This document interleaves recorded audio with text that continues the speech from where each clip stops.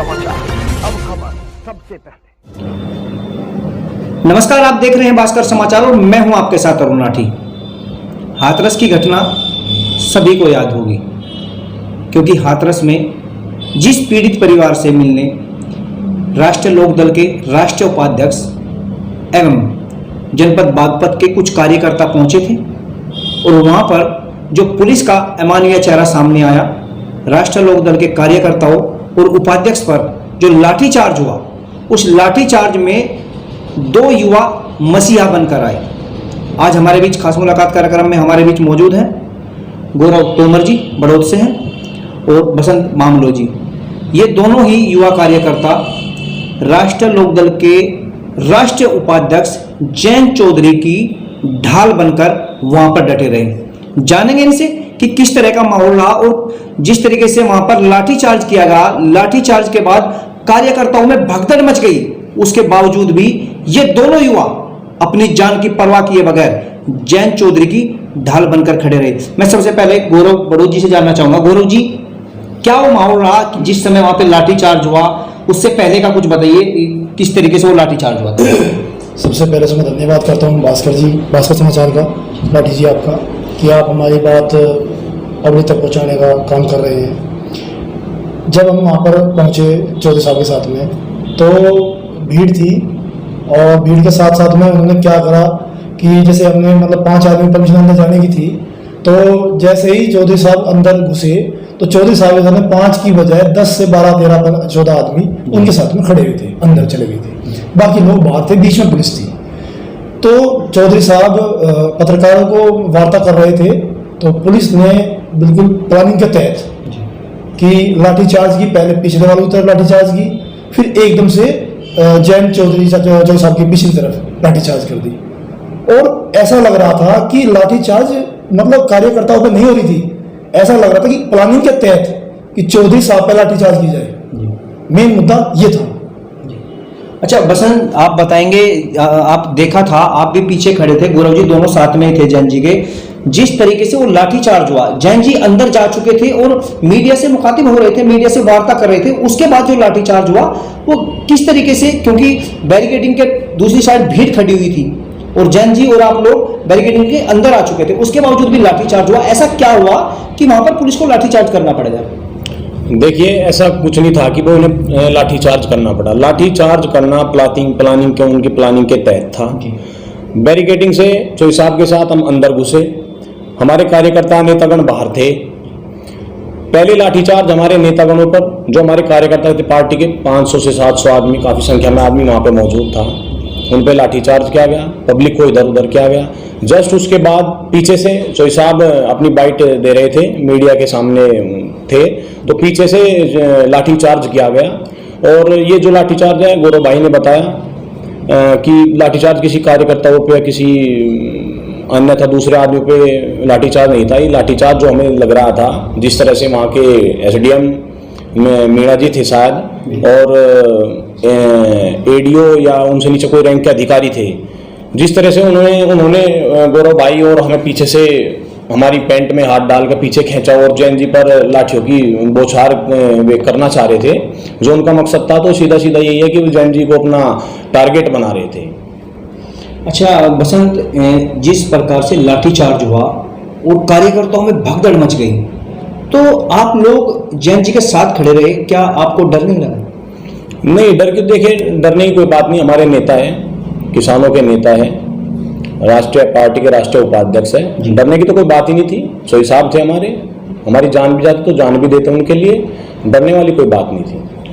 अच्छा गौरव, जैसे अभी बसंत ने बताया कि चौधरी साहब के लिए कार्यकर्ता, जो युवा कार्यकर्ता, हम देख रहे हैं कि युवाओं में जोश है जयंत चौधरी के प्रति। जैसे अभी बसंत ने बताया कि चौधरी साहब के लिए जान भी देने के लिए तैयार है। हमने भी देखा वीडियो में, आप भी जब लाठियां पुलिस बांध रही थी तो आप हाथ करके खड़े थे, आपने चौधरी साहब तक एक भी लाठी नहीं पहुंचने दी। क्यों आपको अपनी जान की परवाह किए बगैर चौधरी साहब के लिए इतने उससे लगे थे आप? राठी जी, चौधरी साहब हमारे नेता कम है, पूरे देश के किसान नेता हैं वे, और ये नहीं था कि किसी बागपत जिला या हाथरस के लिए थे, ये पूरे भारत का किसान नेता, ऐसा किसान नेता जयंत चौधरी है कि जिसके लिए अगर हम जान भी दे दें, अगर हम अपनी जान भी देते तो जब भी कोई बड़ी बात नहीं है।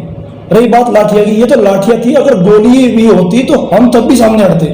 और ये बात नहीं कि कोई कार्यकर्ता और भागा था, कोई कार्यकर्ता नहीं भागा था। ज्यादा पुलिस होने की वजह से कोई भी कार्यकर्ता नहीं भागा वहां से। सब मतलब कि पुलिस की वजह से तितर बितर हुए थोड़े बहुत, लेकिन भागने का प्रयास किसी ने नहीं किया, किसी भी एक कार्यकर्ता ने भागने का प्रयास नहीं किया। मरने तक भी तैयार थे एक एक कार्यकर्ता। अच्छा, कल जैसे लाठी चार्ज हुआ और लाठी आपको भी लगी, कहाँ कहाँ लाठी लगी थी आपको? लाठियाँ तो भाई पैरों पे लगी, पीछे लगी, एक हाथ पे लगी। तो अब लाठियाँ तो भाई लाठियाँ ही है। अब ये कहीं भी लगी, अब हमें ये कोई इशू का तो है नहीं कि हमें बताएं कि हमारे ऊपर इतनी लाठियाँ लगी या नहीं लगी। हमारा जो काम था वो हमने निस्वार्थ भाव से चौधरी साहब के लिए किया। अच्छा, जैसे लाठी चार्ज हुआ और पुलिस ने लाठियाँ चलाई, तो जो कलेक्टर जो उसमें दिखाया जा रहा है, बताया जा रहा था वो कलेक्टर थे, तो उन्होंने आके लाठी चार्ज बंद कराया या वो पीटते पीटते थक चुके थे? पहले ऑर्डर दे दिया लाठी चलाने का और फिर आगे हाथ जोड़ कर रोक दिया। अब क्या समझोगा आप इसे? प्लानिंग थी ना। कोई सिपाही, कोई भी दरोगा, कोई भी सीओ ये नहीं करेगा कि वो तो पीटने वाले भी वहां पे किसान थे, किसान के बच्चे थे। अब ये तो है नहीं कि मतलब कि वे चौधरी साहब पर लाठी चला देंगे, बिना ऑर्डर के उन्होंने लाठी चलाई नहीं। और फिर उनके एडीएम मीना जी थे, उन्होंने ठा के हाथ लगा दिया कि ये लगी हाथ उनकी, भाई अब रुक जाओ। अब दोनों काम उन्होंने किया। अब उन्होंने उनसे क्या समझे? प्लानिंग के अलावा क्या है ये? जी बिल्कुल, जिस तरीके से आपने बताया कि चौधरी जयंत किसानों के नेता है, किसानों के मसीहा है और किसानों के लिए लड़ रहे हैं, तो हाथरस जाने का जो योजना बनी वो किस तरीके से, अगर आपकी बात हुई जैन जी से, जैसे गए थे वहाँ पर? मैं ये पूछना चाहता हूँ कि अगर किसी के घर पे यहाँ पे मौत हो जाती है, अगर सामाजिक लोग उसके पता लेना चाहते, सामाजिक लोग और राजनीतिक लोग उसे पता लेना चाहते, क्या उसी के पीछे कोई राजनीतिक उद्देश्य होता है? क्या हर जगह क्या उसके पीछे कोई राजनीतिक उद्देश्य होता है? वे बैरिकेडिंग क्यों कर रहे हैं? क्यों नहीं जाने दे रहे? वे चौधरी साहब को या अन्य किसी पार्टी दल को क्यों नहीं जाने दे रहे? जब वे नहीं जाने दे रहे, अब रात को 12 बजे 2 बजे दाह संस्कार करना कोई अच्छी बात थी? क्या दिक्कत थी उससे? क्या उन्हें बहुत बड़े आंदोलन का डर था?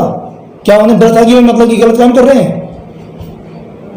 जी गौरव जी, करेंगे आपसे बात। बसंत जी, आप बताएं, जिस तरीके से कल जैन जी का कार्यक्रम था और उसके बाद काफी संख्या में, सैकड़ों की संख्या में कार्यकर्ता, क्या पहले से यह आभास था कि अगर जैन जी वहां पर अकेले जाएंगे तो उनके साथ मार पिटाई या लाठीचार्ज हो सकता है? क्या पहले से इस तरह का आभास था? देखिए, ऐसा कुछ नहीं था।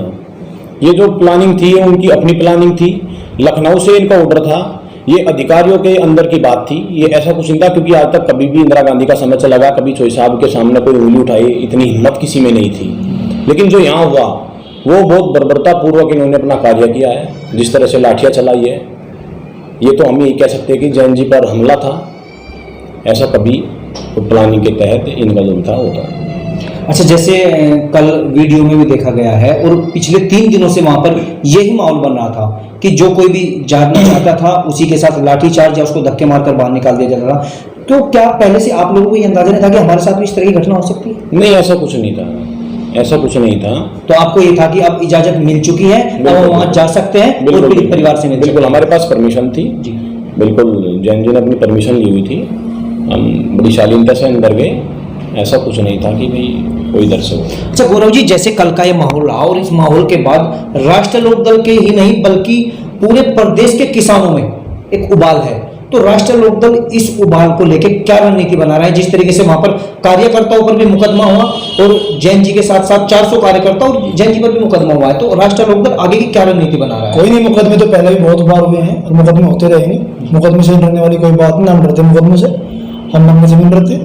रही बात प्लानिंग की, गाँव गाँव जाएंगे, अपने आदमी को इकट्ठा करेंगे और 8 तारीख को बड़ा आंदोलन करेंगे और बताएंगे प्रदेश की मतलब कि आपने गलत किया। बड़ा आंदोलन करेंगे 8 तारीख में।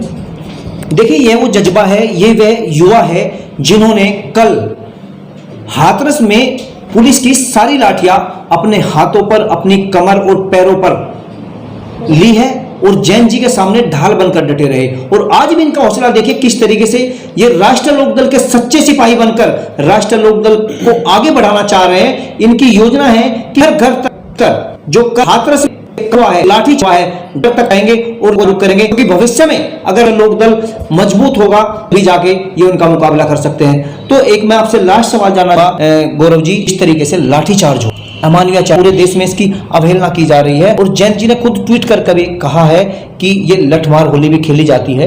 तो आप बताएंगे क्या इस हमले में जैन जी को भी कोई लाठी लगी थी? नहीं, थोड़ा बहुत खींचतान हुई है, लाठी कुछ नहीं लगी जी, थोड़ा बहुत खींचतान हुई है। और जो अंदर हमारे भाई थे, हमने पूरा प्रयास किया चौधरी साहब को मतलब कि कोई खोज नहीं आने दी। और रही बात YZ सुरक्षा की कि बच्चों साहब सुरक्षा, चौधरी साहब के पास तो मतलब ऑटोमेटिकली कोई पेड़ वर्कर नहीं है, उनके पास तो जुड़े हुए लोग हैं, मतलब कि निस्वार्थ भाव से जुड़े हुए लोग हैं। उन्हें जरूरत नहीं है मतलब कि YZ सुरक्षा की, मतलब कि उन्हें की पुलिस की सुरक्षा चाहिए, उनके पास तो ऑलरेडी बहुत निस्वार्थ भाव के हमारे जैसे मतलब भाई हैं। अच्छा गौरव जी, जिस तरीके से आप लोग भी थे और 2-4 कार्यकर्ता और भी थे, उनका भी थोड़ा परिचय हो जाए, क्योंकि वो भी काफी शिद्दत से वहां पे डटे रहे दालियों के। एक गप्पू प्रधान थे बुढ़ाना से, गज्जू पठान।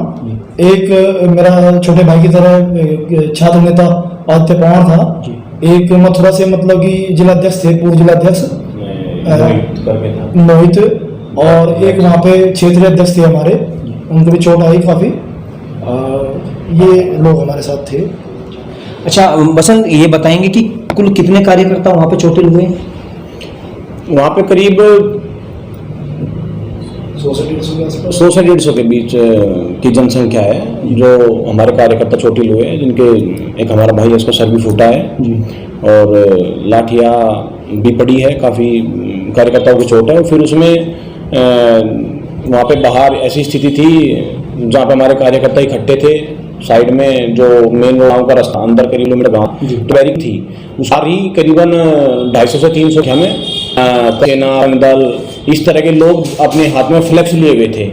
उन्होंने जैसे ही पुलिस ने लाठी चार्ज किया हमारे कार्यकर्ताओं के ऊपर, तो जो वे वहाँ पे कर्मी सेना बीजेपी के जो छोटे मोटे दल हैं, उन्होंने पत्थरबाजी स्टार्ट किया। हमारे पत्थरबाजी भी हुई थी वहाँ? पत्थरबाजी हुई थी, पत्थरबाजी उन्होंने हमारे कार्यकर्ताओं के ऊपर की है। कहीं को चोटें लगी हुई है, ईंटें लगी हुई है, सिर पे भी और पीठ में भी, हाथों में, पैरों में चोटें आई हैं। तो बसंत, जैसे आज भी यहाँ पे धरना दिया गया, रोड जाम किया गया, ज्ञापन दिया गया, जैन जी की तरफ से आगे की योजना के लिए क्या निर्देश आए? देखिए, जैन चौधरी जी हमारे नेता हैं, जो दिशा निर्देश वे देंगे वो करेंगे हम। अभी ऐसा कोई नहीं है कि 8 तारीख में बस ये है कि 8 तारीख में हमारी बड़ी महापंचायत होगी, उसमें जो भी निर्णय चौधरी साहब की तरफ से होगा वो सर्वमान्य होगा। अच्छा, आप राष्ट्रीय लोकदल के कार्यकर्ताओं के लिए क्या संदेश देना चाहेंगे? राष्ट्रीय लोकदल के कार्यकर्ताओं के लिए संदेश ये है, देखिए हमारे युवा साथी हैं, हमारे पास छात्र संगठन है, युवा संगठन है, मेन कमेटी है। एक एक कार्यकर्ता, मेरा संदेश है कि कार्यकर्ताओं को ज़्यादा से ज़्यादा संख्या में गाँव में अपनी बातों को रखें, अपने लोगों को जोड़ें और ज़्यादा से ज़्यादा संख्या में अपने नेता, किसान नेता मान्य जैन चौधरी जी के साथ कंधे से कंधा मिलाकर चले। अच्छा गौरव, आप क्या भास्कर समाचार के माध्यम से आप कार्यकर्ताओं को क्या संदेश देना चाहेंगे? सब इकट्ठे होंगे, इकट्ठे होकर गाँव जाएंगे, सब अपने आप को मतलब बताएंगे कि सरकार की दमनकारी नीति है, नीति ये अंग्रेजों वाली नीति है कि मतलब कि बातों को दबाया जाए, प्रजातंत्र है, आदमी को अपना अधिकार है